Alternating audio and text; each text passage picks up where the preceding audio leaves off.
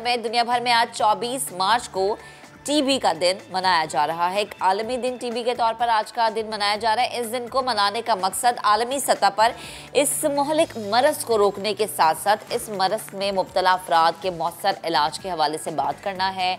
TB कोई लाइलाज बीमारी नहीं है और इसके इलाज के लिए दवाएं भी आसानी से अब दस्तयाब हो जाती है, लेकिन फिर भी टीबी दुनिया में अमवात की एक बड़ी वजह है। और हम जैसे बात कर रहे थे ना प्रोग्राम के आगाज़ में कि इसकी तशख़ीस बर वक्त हो जाए बहुत ज़्यादा बेहतर है। इसके सिम्टम्स क्या हैं, अगर आपको ये नहीं पता तो आपने हमारे साथ जुड़े रहना है, क्योंकि हम आपको ये भी बताएंगे कि अगर खुदा न खास्ता उन सिम्टम्स में कुछ भी आपको ऐसा फील हो रहा है तो जाइए एक टेस्ट करवाइए। और अगर कोई ये समझता ना कि ये एक ऐसा मरज़ है जिसका इलाज ही नहीं है तो आई थिंक वो अमूमन महक होता ये है कि हमारी जो रूटीन होती है उसमें अगर हमें खांसी हो रही है और ज़्यादा खांसी हो रही है, काफ़ी अरसा हो चुका है खांसी जा नहीं रही, इसको बहुत इग्नोर किया जाता है, नॉर्मल लिया जाता है कि जी मौसम चेंज हो रहा है, इस वजह से सिरप्स यूज करना शुरू करते हैं, फलाना कर लो हो जाएगा, अच्छा ये नहीं तो फलाना कर लो हो जाएगा। तवील खांसी जो है, और ख़ास तौर पर अगर उस खांसी के दौरान आपको ब्लीडिंग हो रही है, खांसते हुए आपको जो है थूक के साथ खून आ रहा है, तो ये एक बहुत बड़ा सिम्टम है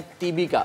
लेकिन इसमें भी परेशानी की कोई बात नहीं, क्योंकि एक ज़माना था जब टीबी को नाकाबिले इलाज मर्ज समझा जाता था और इससे बेतहाशा अमवात भी हो चुकी हैं। लेकिन अब हमारे पास दुनिया भर में टेक्नोलॉजीज़ मौजूद हैं, बहुत आसानी से दस्तयाब वो दवाएं मौजूद हैं जिनका इस्तेमाल करके आप टीबी जैसे मर्ज पर काबू पा सकते हैं, इसको जड़ से ख़त्म कर सकते हैं। और एक चीज़ मैं मेंशन करना चाहूँगी कि लाहौर में एक स्पेशल हॉस्पिटल ऐसा है जो कि इसी मरज़ का इलाज करता है, जहाँ पर जो मेजॉरिटी पेशेंट्स हैं वो टीबी के मरज़ में मुब्तला लोगों की होती है। तो प्लीज़ आप ये मत सोचें कि आप इस चीज़ का इलाज नहीं कर सकते। इसी पर बात करने के लिए डॉक्टर मलिहा सदफ माहिर अमराज़ टीबी हमें ज्वाइन कर चुके हैं। डॉक्टर साहब आप बेहद शुक्रिया वक्त देने के लिए। डॉक्टर साहब सबसे पहले तो जो आज आलमी दिन मनाया जा रहा है टीबी के हवाले से, लोग ये समझते हैं, बहुत सारे जिनको शायद नॉलेज नहीं है या अवेयरनेस नहीं है कि इस मरज़ का इलाज नहीं हो सकता। सबसे पहले तो मैं चाहूँगी कि आप लोगों को ये बताएं, अवेयर करें कि इस मरज़ का इलाज है, मुमकिन है, आपने घबराना नहीं है।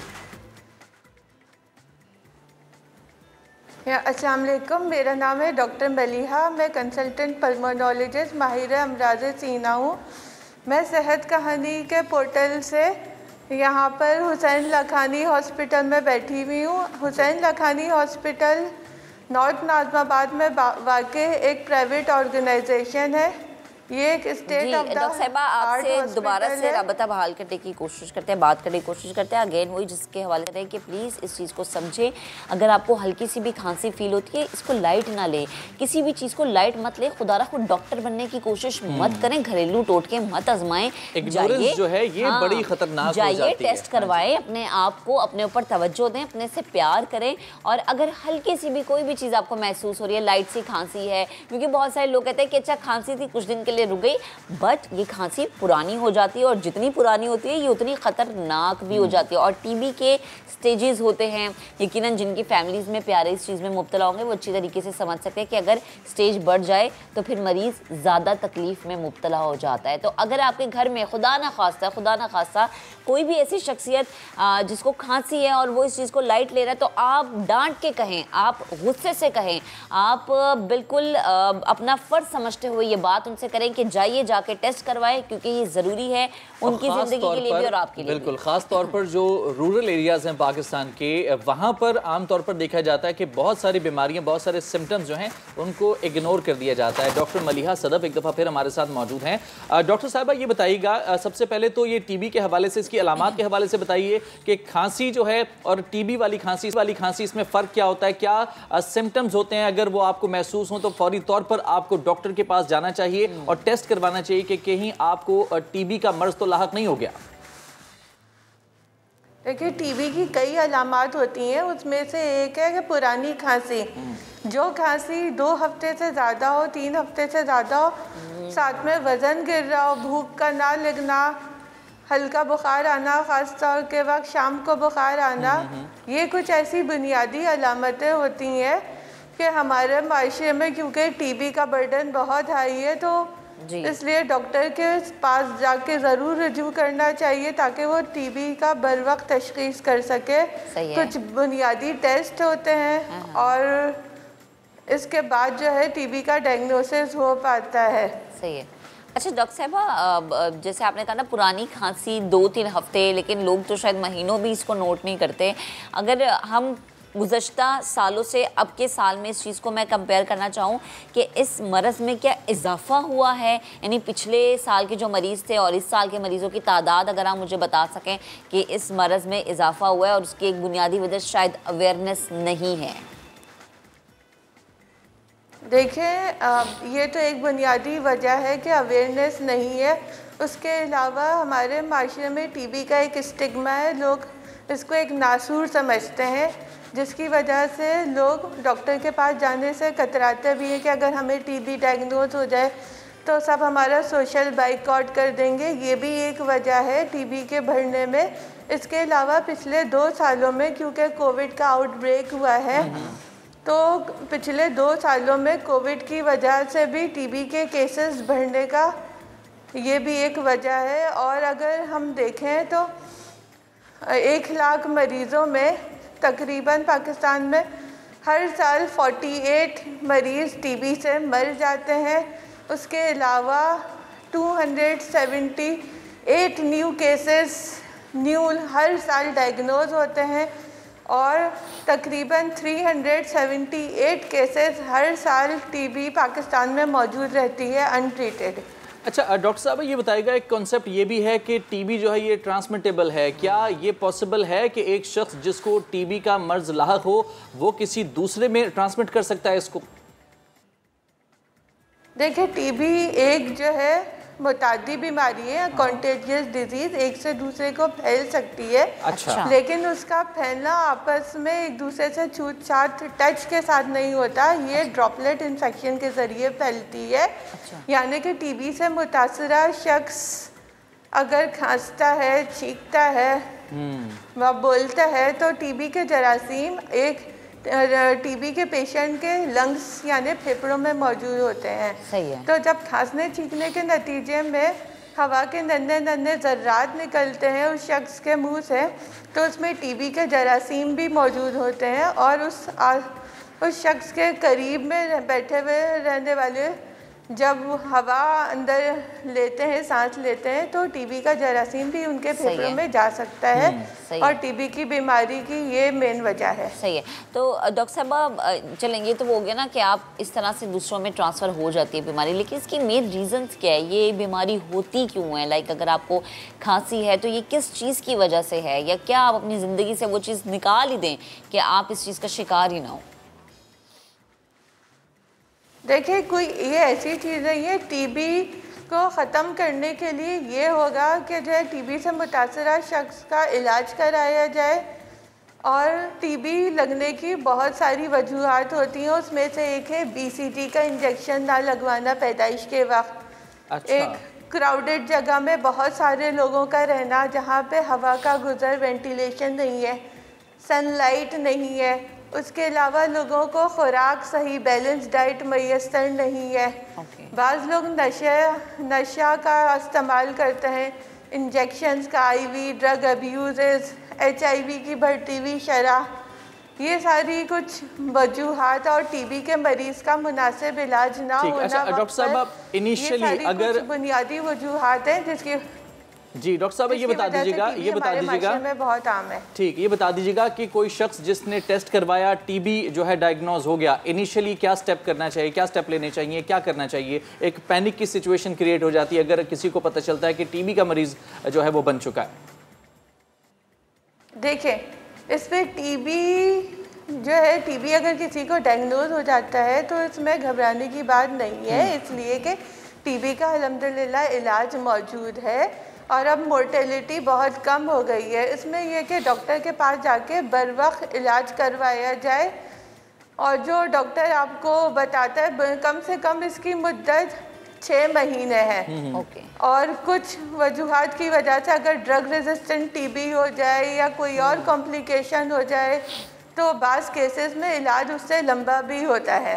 अच्छा। तो इलाज को बिल्कुल मुकम्मल करवाना चाहिए और माहिर डॉक्टर सही की है। जेर निगरानी रोजाना टीबी की ड्रग्स लेनी चाहिए जितनी मुद्दत तक डॉक्टर ने कहा है। ठीक है। आमतौर पे लोग क्या करते हैं, शुरू में दवा ली, ठीक हो गए, फिर दवा छोड़ दी, तो फिर टीबी का जरासीम पूरा अंदर नहीं मरता, फिर दोबारा कंसिस्टेंसी टीबी की जरूरी है और इसके ज्यादा अंदर। मौलिक शक्ल वो हो जाती है। ठीक है डॉक्टर साहब, बेहद जिसका शुक्रिया MPI वक्त देने के लिए, गुफ्तगू के लिए। एंड अगेन वही कि अवेयरनेस रखें और अगर खुदा ना खासा कुछ भी आपको हल्का फुल्का फील हो रहा है, जाए डॉक्टर से ज़रूर जाके रुजू करें। आगे बढ़ते हैं और आगे बढ़ते हुए बात करेंगे उन लोगों की जो कि हमारा फ़ख्र हैं, उन लोगों की जो कि हमारा सर जो है फ़ख्र से बुलंद करने में दिन रात एक कर देते हैं, बहुत ज़्यादा मेहनत करते हैं।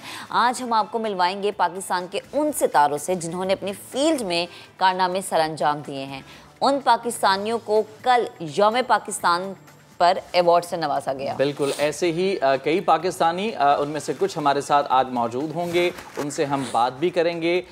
इस हवाले से सबसे पहले तो हम बात कर लेते हैं कि पाकिस्तान का कौमी तराना जो है, यूँ तो बहुत सारे लोगों ने कई तरह से, कई अंदाज से बजाया है, कई म्यूज़िकल इंस्ट्रूमेंट्स हैं जिनको इस्तेमाल करते हुए बजाया, लेकिन कराची के लेनी मेसी हैं जो कि पाकिस्तान के पहले वाहिद शख्स हैं जिन्होंने कौमी तराना सैक्सोफोन पर बजाया है। आज लेनी मेसी हमारे साथ स्टूडियोज़ में मौजूद हैं, उनसे हम बात कर लेते हैं। जी, तो लेनी बेहद शुक्रिया, आपने हमें वक्त दिया।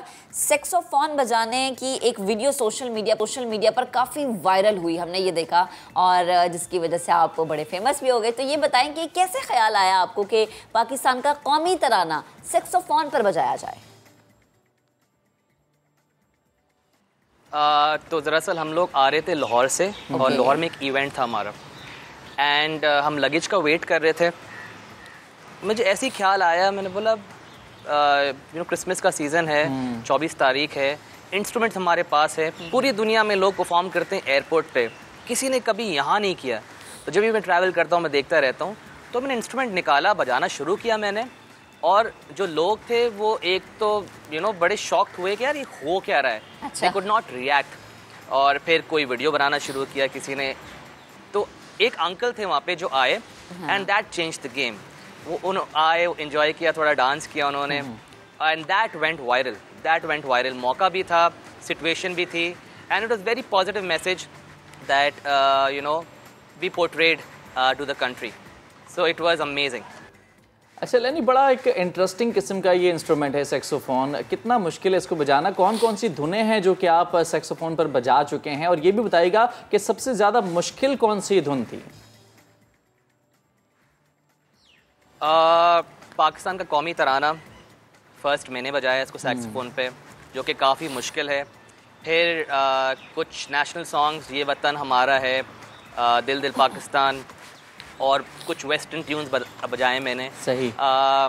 तो सारे जो ट्यून्स बजाएं आसान नहीं है, क्योंकि इंस्ट्रूमेंट इतना यूनिक और इतना मुश्किल है, क्योंकि इसको बहुत सारे लोग इसीलिए नहीं बजाते हैं। हाँ। तो लेकिन मेहनत बहुत ज़रूरी है, मेहनत आप करेंगे तो कुछ भी चीज़ मुश्किल नहीं है। That's what I believe. मुश्किल ही होती, सही। अच्छा लेनी, आप म्यूज़िक टीचर भी हैं, तो अब तक कितने लोग ऐसे हैं जिनको आप ये वाला टैलेंट ट्रांसफ़र कर चुके हैं, ट्रेनिंग दे चुके हैं?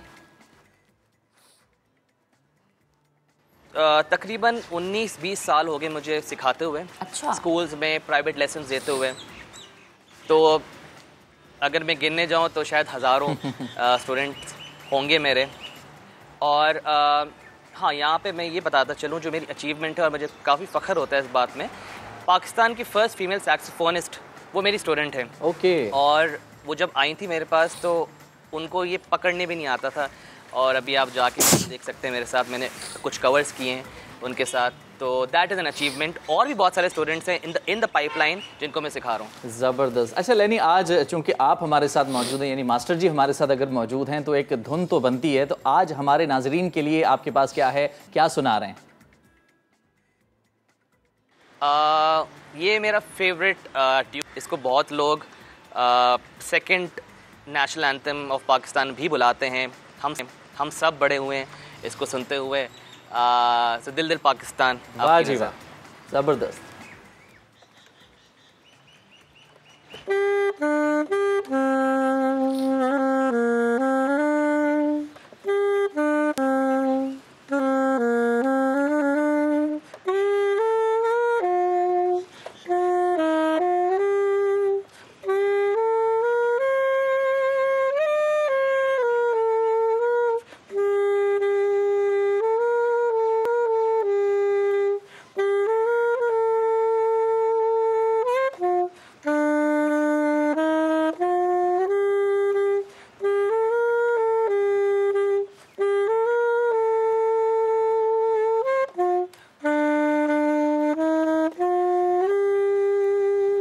जबरदस्त लेनी, बेहद शुक्रिया, आप हमारे साथ मौजूद थे और हमारी सुबह को मजीद खुशगवार आपने बना दिया।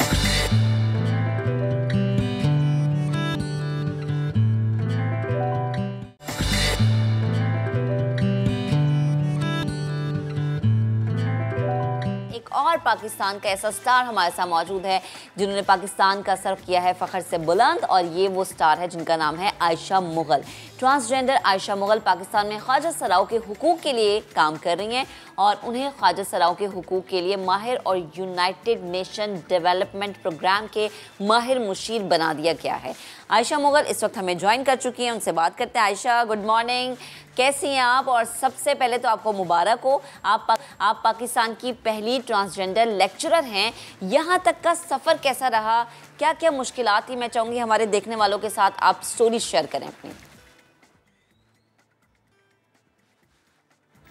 सफ़र जो है वो मुश्किल था क्योंकि पाकिस्तान के अंदर जब आप छोटे होते हैं और आप ट्रांस होते हैं तो आपको बहुत सारे मसाइल का सामना होता है। इशू ये है कि पाकिस्तान में लोग जेंडर को इतना समझते नहीं है क्योंकि जेंडर स्टडीज़ इतना पढ़ाया नहीं जाता। तो जो थोड़े से मुख्तलिफ होते हैं, जो लोग जेंडर बाइनरी में फिट इन नहीं करते, उनके लिए काफ़ी इश्यूज़ होते हैं। बचपन में वो बुलिंग एंड डिस्क्रिमिनेशन का सामना करते हैं, जो कि मैंने भी किया, जिस तरह बाकी मेरी ट्रांस जो हैं उन्होंने फेस किया है। तो इट वाज़ डिफ़िकल्ट, लेकिन मुझे ये पता था कि अगर मैंने माशरे में इज़्ज़त हासिल करनी है तो मुझे अपनी तालीम नहीं छोड़नी। तो मैंने अपनी तालीम मुकम्मल की और उसकी वजह से I was able to do different jobs, और टीचिंग जो था मेरा बहुत अच्छा एक्सपीरियंस था। तो हाँ, तो आई एम हैप्पी कि 2017 में जब मैंने पढ़ाना शुरू किया कायद आज़म यूनिवर्सिटी में, और उसके बाद मुख्तलिफ़ यूनिवर्सिटीज़ में पढ़ाया है, मेरा काफ़ी अच्छा एक्सपीरियंस था। जो रिस्पेक्ट, जो डिग्निटी मैं डिज़र्व करती थी वो मुझे मिली, जो हर इंसान डिज़र्व करता है। राइट। अच्छा आयशा, बड़ी achievement transgender person protection of rights bill, जो कि अब मुल्की कानून का हिस्सा बन चुका है। ख्याल कैसे आया था कि ट्रांसजेंडर्स के हुकूक के हवाले से आवाज़ उठानी चाहिए आपको?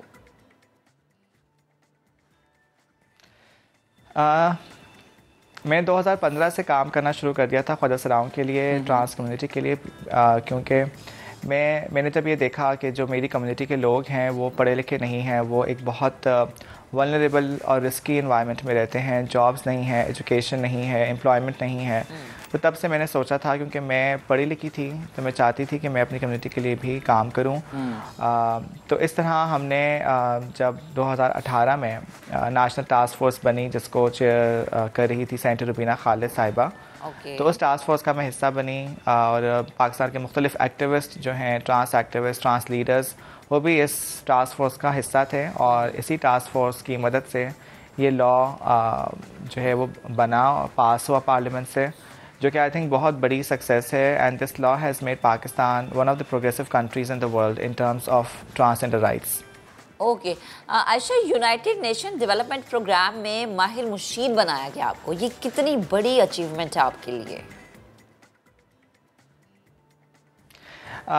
देखिए, पाकिस्तान में लॉज बन जाते हैं, लेकिन जो सबसे इम्पॉर्टेंट चीज़ है वो लॉज की इम्प्लीमेंटेशन है। तो मैं अभी जो है वो इस लॉ की इम्प्लीमेंटेशन के लिए काम कर रही हूँ, और यही मैं करते रहना चाहती हूँ, because there is still a long way to go. अभी भी हम देखते हैं कि बहुत ज़्यादा काम करने की ज़रूरत है। गवर्नमेंट मशीनरीज़ जो हैं उनके बीच में कोऑर्डिनेशन मैकेनिज़्म की ज़रूरत है, और हम जो एक्टिविस्ट हैं, ट्रांस लीडर्स हैं, हमें हुकूमत के साथ मिलके जो ग्रास रूट लेवल कम्युनिटी है उनके लिए बेहतरी लेकर आनी है, और तभी होगी कि जो ये कानून है उसकी सही मायनों में इम्प्लीमेंटेशन हो। So I want to keep working for the effective implementation of the transgender act.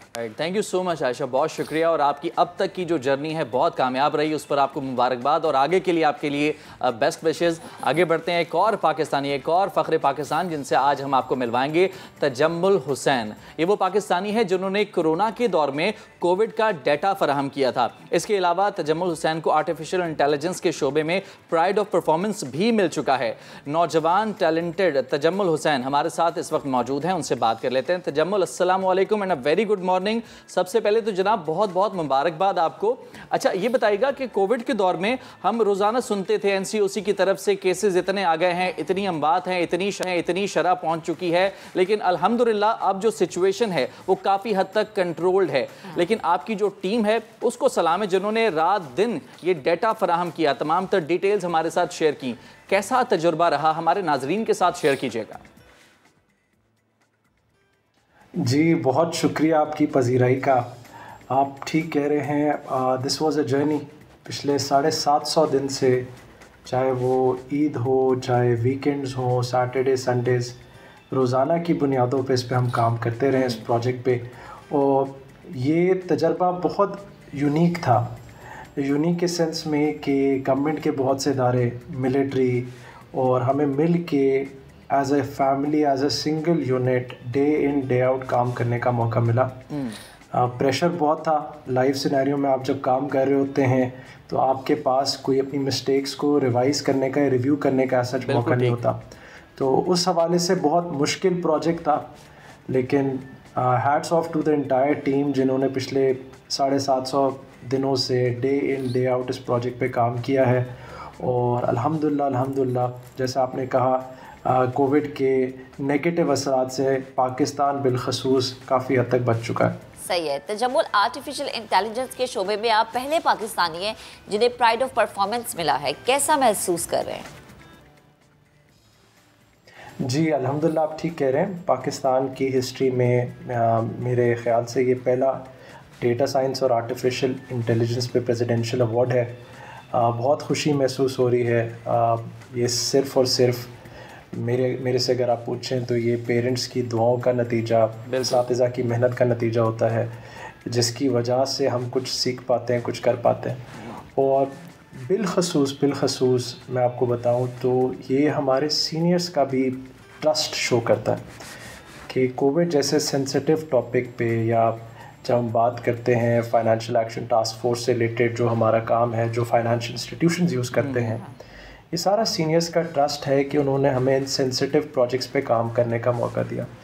तो hats off to Asad Umar साहब, फैसल सुल्तान साहब, and to our military leadership जिन्होंने कोविड जैसे सेंसिटिव टॉपिक पे हमें काम करने की अपॉर्चुनिटी दी। और अल्लाह का बहुत एहसान है कि हम उस पर डिलीवर कर पाए। अच्छा तजम्मुल, ये बताइएगा, आर्टिफिशियल इंटेलिजेंस पर दुनिया भर में बहुत ज़्यादा काम हो रहा है, आप एक्सपर्ट हैं इसके। कौम के जो यंगस्टर्स हैं उनको क्या पैगाम देना चाहेंगे इस हवाले से? जी, मेरा यूथ को मैसेज यही है कि जी आप अगर दिल लगा कर मेहनत करें, कोशिश करें, तो कोई भी टास्क नामुमकिन नहीं है। इसमें इस चीज़ का ख्याल रखना बहुत ज़रूरी है क्योंकि टेक्नोलॉजी की रेस में अब आपका कंपटीशन या आपकी रेस लोकल नहीं है, आप दुनिया से compete कर रहे हैं, जिसके लिए आपको मेहनत बहुत ज़्यादा करनी पड़ेगी, लेकिन अचीवेबल है। चीज़ें इतनी मुश्किल नहीं जितनी मुश्किल आपको दिखाई देती हैं। हार्डवर्क रिक्वायर्ड होता है, नॉन स्टॉप एफर्ट रिक्वायर्ड है, and most importantly self belief होना आपके लिए बहुत ज़रूरी है कि आप अचीव कर सकते हैं। ये नेगेटिविटी से हमें बाहर निकलना होगा कि हमारे पास वसाइल की कमी है या हमारे पास अपॉर्चुनिटीज़ की कमी है। आप मेहनत करें, दिल लगा कर मेहनत करें, रास्ते इंशाल्लाह आपके लिए बनते रहेंगे। ज़बरदस्त तजम्मुल, FATF के मामले पर भी आपकी टीम काफ़ी काम कर रही है, काफ़ी हिस्सा है आपकी टीम का, काफ़ी एफर्ट है आपकी टीम की। टेरर फाइनेंसिंग की रोकथाम के हवाले से जो डेटा बेस आपने तैयार किया है, मैं चाहूँगी कि हमारे नाज़रीन के साथ आप वो भी शेयर करें। ये आपने बहुत ही एक ख़तरनाक सवाल मुझसे पूछ लिया है, जैसे कहते हैं गुगली सवाल, ये आपने वो कर लिया। देखें, हमारे पास बहुत से प्रोजेक्ट्स आते रहते हैं, कुछ हमारे लिए बहुत चैलेंजिंग और इनोवेटिव किस्म के होते हैं। इनमें से एक प्रोजेक्ट जिस पे हमने काम किया है, हमारे जो पाकिस्तान के फाइनेंशियल इंस्टीट्यूशंस हैं उनके लिए, उसमें आ जाता है कि जो हमें कंप्लायंस और स्क्रीनिंग से रिलेटेड इनिशिएटिव्स हैं, उसके अंदर हमने अपना रोल प्ले किया है और कर रहे हैं बहुत से मालियाती इदारों के लिए, जिसके अंदर प्राइमरीली हम उन्हें सपोर्ट कर रहे हैं फॉर द स्क्रीनिंग इनिशिएटिव्स। वो फैटफ की भी एक रिक्वायरमेंट है, आपने बिल्कुल ठीक आइडेंटिफाई किया। और फैटफ के अलावा ये टास्क पहले इंटरनेशनल कंपनीज पाकिस्तान के लिए किया करती थी।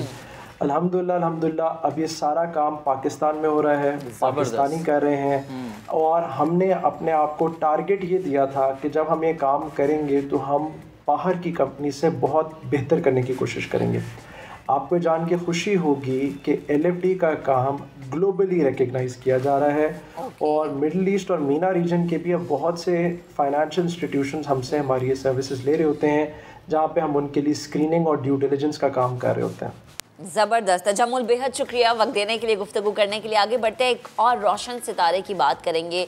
कोयटा के उस्ताद गुलाम अली ने सेफ गेम्स में गोल्ड मेडल हासिल किया और इनाम में हासिल होने वाली रकम से स्पोर्ट्स कॉम्प्लेक्स तामीर करवाया और पाकिस्तान के नौजवानों को मार्शल आर्ट के मैदान में प्रोफेशनल ट्रेनिंग दी। अब कई खिलाड़ी डिपार्टमेंटल और इंटरनेशनल लेवल पर सलाहियतों के जौहर दिखाने। इस कामयाबी पर आज हम उनसे बात करेंगे। हमें ज्वाइन कर चुके हैं उस्ताद गुलाम अली साहब। बेहद शुक्रिया वक्त देने के लिए। सबसे पहले तो आपको बहुत मुबारक हो, आपको इस अवार्ड से नवाजा गया। अब महसूस आप कैसा करें, कैसी फीलिंग्स हैं यहाँ तक पहुँचने का जो सफ़र था वो कैसा रहा, जो आपने चैलेंजेस फेस किए वो कैसे थे? मैं चाहूँगी सब कुछ आप हमारे नाज़रीन के साथ शेयर करें। खैर मुबारक। सबसे पहले मैं अल्लाह ताला के बहुत शुक्रगुज़ार हूँ कि इस मकाम तक मुझे पहुँचाया और उस अवार्ड के बारे में बहुत खुशी महसूस कर रहा हूँ कि मैं इस अवार्ड से मुझे नवाजा। और जहाँ तक मेरा सफ़र है, सन 1985 से मैंने स्टार्ट किया मकामी कराटे क्लब कोयटा में। फिर यहाँ ऐसा कराटे में इतना रुझान नहीं था। मैं ईरान चला गया था तकरीबन 5-6 सालों के लिए। वहाँ मुख्तलिफ़ उस्तादों से मैंने ट्रेनिंग हासिल किया और ट्रेनिंग लिया भी और अच्छा उस्ताद था ईरान। उसके बाद मैंने 3 साल के लिए मैंने दुबई चला गया और दुबई भी अच्छा उस्ताद थे। जापान से आ रहा था, मुख्तलिफ़ ममालिक से वहाँ, क्योंकि दुबई इंटरनेशनल शहर है, इस वजह से वहाँ मुख्तलिफ़ उस्ताद मिस्र से, जापान से आ रहा था। उसके मुख्तलिफ़ उस्तादों से मैंने ट्रेनिंग लिया। अच्छा गुलाम अली साहब, ये बता दीजिएगा कि पाकिस्तान में मार्शल आर्ट कराटे इसका इतना ज़्यादा रुझान नहीं है अपेरेंटली, आपको इसका कैसे शौक़ पैदा हुआ? ज़ाहिर है उस वक्त सारा लोग फ़िल्मों में देखते थे। उस वक्त ब्रूस ली का फ़िल्म नया स्टार्ट है, हम लोग का ये शौक़ पड़ गया कि मैं भी एक दिन एक अच्छा उस्ताद बनूँ, ब्रूस ली बनूँ। और क्योंकि मार्शल आर्ट्स में अच्छा ये भी है, अच्छा रिस्पेक्ट भी है। हम उस्तादों को देख रहा था उस वक्त कि रिस्पेक्ट दे रहा था। मैं भी, मेरे दिल ही कर रहा था कि मैं अच्छा उस्ताद बनूँ, अच्छा क्लब खोलूँ पाकिस्तान के लिए, इन नौजवानों के लिए इस खेल की तरफ राग़िब करूँ। सही। तो गुलाम अली साहब, अब तक कितने लोगों को आप ट्रेनिंग दे चुके हैं और जो हमारी नौजवान नस्ल है उनको आप क्या पैगाम देंगे? अल्हम्दुलिल्लाह इस वक्त हज़ारों की तादाद में मैंने ट्रेनिंग दिया और फ़िलहाल तकरीबन 500-450 के करीब मेरे पास ट्रेनिंग कर रहा है और इसमें से 250 से ज़्यादा बच्चियाँ हैं और बाकी लड़का है उसमें। माशाल्लाह तकरीबन 100 के करीब ब्लैक बेल्ट से नेशनल इंटरनेशनल लेवल तक खेला हुआ। 30-35 से डिपार्टमेंट भी फ़िलहाल खेल रहे हैं और 12 के करीब इसमें इंटरनेशनल खेल रहे हैं। कि अभी इस वक्त 7 खिलाड़ी जो मेरे स्टूडेंट हैं इसमें पाकिस्तान के में मौजूद है और 12 नेशनल इंटरनेशनल लेवल तक खेला। कि उसमें से सबसे जो प्राइड ऑफ परफॉर्मेंस मिला नरगिस हज़ारा को कि वो एशियन ब्रोंज मेडलिस्ट है। उसके अलावा साउथ एशियन चैम्पियन भी रहा और शाहिदा है, नेमतुल्लाह है, रहमत है और जवाद है। इस तरह गुलसुम भी पहले इधर करता था। ये सारा यहाँ से ट्रेनिंग किया और पाकिस्तान और मुल्क का नाम रोशन किया। ठीक, बहुत शुक्रिया आपका गुलाम अली साहब। आप यकीनन इस कौम का फ़ख्र हैं और best of luck in future. आगे बढ़ते हैं। एक और शख्सियत जिन्होंने दुनिया भर में पाकिस्तान का नाम उजागर किया, हैदर अली। आपने डिस्कस थ्रो मुकाबले में पाकिस्तान के लिए पैरालंपिक्स तलाई तमगा जीता था, उन्हें भी यौम पाकिस्तान पर अवार्ड से नवाजा गया है। हैदर अली इस वक्त हमारे साथ मौजूद हैं, उनसे भी बात कर लेते हैं। अस्सलाम वालेकुम हैदर, गुड मॉर्निंग, बहुत शुक्रिया आपका वक्त देने के लिए। हैदर, आपने पाकिस्तानी टैलेंट को पूरी दुनिया में मनवाया है, पैरालंपिक्स में बहुत से मेडल्स आपने अपने नाम कर रखे हैं। इस अवार्ड से आपको नवाजा गया 23 मार्च को, कैसा महसूस कर रहे हैं? जी अल्हम्दुलिल्लाह, पहले तो मैं अपनी कौम का शुक्रिया अदा करता हूं कि जिन्होंने मुझे हर लिहाज से सपोर्ट किया, हर जगह पे मेरे लिए दुआ की और अल्हम्दुलिल्लाह मैंने पूरी दुनिया में पाकिस्तान का नाम रोशन किया। और मैं पाक फ़ौज ISPR का भी शुक्रिया अदा करता हूं कि जिन्होंने मुझे प्राइड ऑफ परफॉर्मेंस जो डिक्लेयर किया। और इंशाल्लाह मुझे उम्मीद है कि ऐसे ही हमारे जो नौजवानों के लिए हौसला अफजाई के लिए पाक फ़ौज और ISPR हमेशा साथ है। ठीक है हैदर, आपको इस सफ़र में कभी तो मुश्किलात का सामना रहा होगा, मैं चाहूँगी कि वो भी चीज़ आप हमारे नाज़रीन के साथ शेयर करें। जी, मैं इंशाल्लाह ये जो अवार्ड है अपने मुल्क के नाम करता हूँ कि माशाल्लाह जैसे मेरे मुल्क ने, मेरी अवाम ने मेरे लिए दुआएं की और मैंने अभी टोक्यो पैरालंपिक्स में पाकिस्तान हिस्ट्री का पहला गोल्ड मेडल जीता है, तो मुझे बड़ी। अच्छा हैदर, अब तक की जर्नी माशाल्लाह बड़ी कामयाब रही, आगे के क्या प्लान्स हैं? जी, जो पाकिस्तान में स्पोर्ट्स है वो बहुत ही मसाइल से गुज़र रही है अभी भी, क्योंकि ग्राउंड्स की बहुत कमी है, डिपार्टमेंट्स में अवेयरनेस की बड़ी कमी है। तो मैं जैसे गुजरांवाला के राशि हूँ, तो हमारे इधर एथलेटिक्स का ग्राउंड ही नहीं है, तो मुझे शुरू से ही बहुत ज़्यादा मसाइल रहे हैं। लेकिन मैं मतलब अल्हम्दुलिल्लाह कभी मेहनत में कमी नहीं आने दी और कभी ये नहीं समझा कि इतने मसाइल के बावजूद मैं हार मान जाऊं। लेकिन अल्हम्दुलिल्लाह मैंने 2006 से पाकिस्तान को रिप्रेजेंट करना शुरू किया और अल्हम्दुलिल्लाह 2006 से अब तक मेरे माशाल्लाह इंटरनेशनल सतह पे काफ़ी मेडल हैं। और आप सबकी दुआओं से जैसे अभी मैंने टोक्यो पैरालंपिक्स में पाकिस्तान का हिस्ट्री का पहला गोल्ड मेडल हासिल किया है। और यही चीज़ है कि कभी इंसान को मुश्किलात को नहीं देखनी चाहिए, अपनी मेहनत करनी चाहिए और इंशाल्लाह जो मेहनत करता है वो अल्लाह ताला उसे ज़रूर कामयाब करता है। बहुत शुक्रिया आपका हैदर, आपने समा को वक्त दिया और सुबह का आगाज़ जो है वो बड़े अच्छी शख्सियात के साथ, उन लोगों के साथ हमने किया है जो कि पूरी दुनिया में पाकिस्तान का नाम रोशन कर रहे हैं और अपनी अपनी फील्ड के एक्सपर्ट हैं।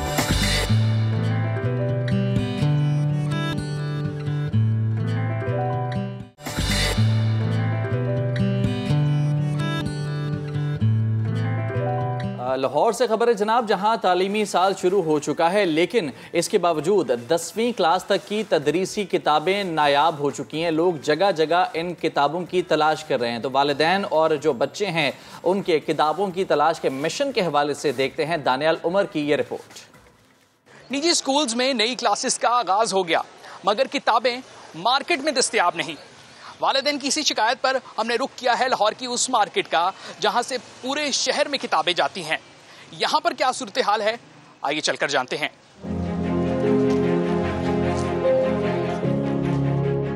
कभी एक दुकान तो कभी दूसरी दुकान। 34 डिग्री की गर्मी में वालिदैन और बच्चे नई मुश्किल में फंस गए हैं। दरसी किताबें तो उर्दू बाजार में भी नहीं मिल रही। ये पिछले 1 महीना हो गया आते हुए, स्कूल वालों ने परेशान किया है कि ये बुक्स नहीं आ रही। प्रैक्टिकल्स होंगे 9th के केमिस्ट्री के? नहीं यार अभी नहीं है। टीचर्स हमें कह रहे हैं कि वो आ गए हैं, अवेलेबल हो गए हैं। यार 15-20 दिन आपको वेट करना पड़ेगा। लाहौर में नर्सरी से 10वीं तक की बेशतर दरसी किताबें नापैद हैं। प्राइवेट पब्लिशर्स का कोर्स तो गायब है ही, पंजाब टेक्स्ट बुक बोर्ड की किताबें भी दस्तयाब नहीं। पंजाब बुक टेक्स्ट की बुक्स आ गई। ये बुक्स अभी शॉर्ट हैं, प्रिंट हो रही है, कोई हफ्ते 10 दिन तक आएंगी।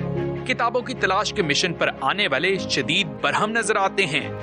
1 महीना हो गया रोज बरोज मार्केट आना, मार्केट से जाना, यही होता है कि भाई बुक्स नहीं आई, बुक्स नहीं आ रही, पिछले 2 हफ्ते बाद आएंगी। सरकारी स्कूल में ये सूरत हाल है कि 2 बच्चे एक किताब से पढ़ रहे हैं। अब ना यहाँ पैसों की मिल रही है ना वहाँ फ्री मिल रही है। आप बताएं कि बच्चे कैसे पढ़ेंगे। दुकानदारों का मौकिफ है कि निजी पब्लिशर्स को यकसा निसाबे तालीम की किताबें छापने का लाइसेंस वक्त पर नहीं मिला, अब मुश्किल तो आवाम को ही उठानी होगी। दुकानदार या हम हो गए या कोई कह देते हैं कि पुराने पब्लिशर के पास चले जाए, वहाँ से आपको मिल जाएगी, लेकिन जो मेजर पब्लिशर्स हैं उनके पास भी नहीं है अवेलेबल। वो ये कहते हैं कि बंद रही है, 15 दिन लग जाएंगे, 20 दिन लग जाएंगे। वालिदैन महंगाई की वजह से पिस गए, फीसें भी दें, किताबों के भी पैसे ज़्यादा दें, बाजार में भी किताबें ना मिलें, किराया भी खर्च कर आते हैं, तो काफ़ी प्रॉब्लम है। पंजाब टेक्स्ट बुक बोर्ड के मुताबिक प्राइवेट पब्लिशर्स को यकसा निसाबे तालीम की स्क्रूटनी के बाद इजाजत देने का अमल जारी है, जबकि प्राइवेट पब्लिशर्स का कहना है कि सप्लाई जल्द बेहतर हो जाएगी। कैमरामैन अजहर इकबाल के साथ दानियाल उमर, समा, लाहौर। आगे बढ़ते हैं। कराची एक्सपो सेंटर में 27वां आलमी मुशायरा हुआ। मुल्क से और बैरून मुमालिक से आए मुमताज़ शौरा ने अपना अपना कलाम पेश किया। साकनाने शहर कायद में क्या क्या कलाम पेश किए गए आपको सुनवाते हैं।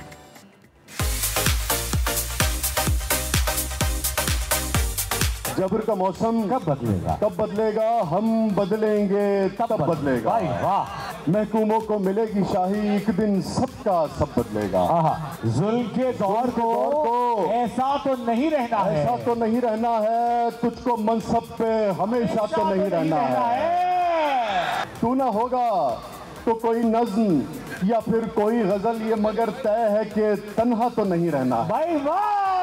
आया और आके झट से मेरे पाँव पड़ गया मुद्दत के बाद उसका ये ताजा फरेब। भाई क्या अच्छा है यार। तू जानता नहीं है अभी जिंदगी को यार उसका तेरे फरेब में आना फरेब।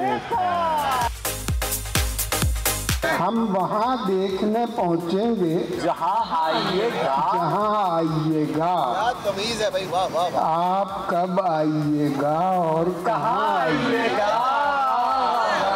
खुर्शीदे जहाँ ताब नहीं, चीज़ें दिगर है, ये दागे जिगर है। पेशाब को दोस्तों को लोग अपने दुश्मनों में शुमार करते हैं। हमसे पूछो मज़े मोहब्बत के, हम यही रोजगार करते हैं। क्या बात है।